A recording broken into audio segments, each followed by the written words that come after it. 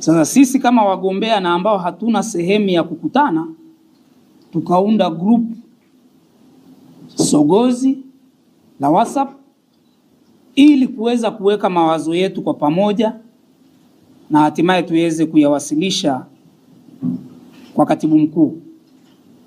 Kwa ndivyo kundi lilivyoundwa. Lilikuwa ni kundi ambalo tunajaribu kuweka mawazo, maoni, tunashauriana kwa pamoja kama yalivyo makundi mengine mbalimbali ndani ya chama.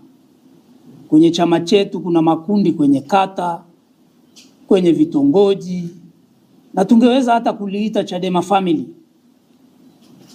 kwa sababu makundi hayo yapo kila mahali kwenye chama chetu. Kwa ndivyo kundi hili la G55 lilivyoundwa.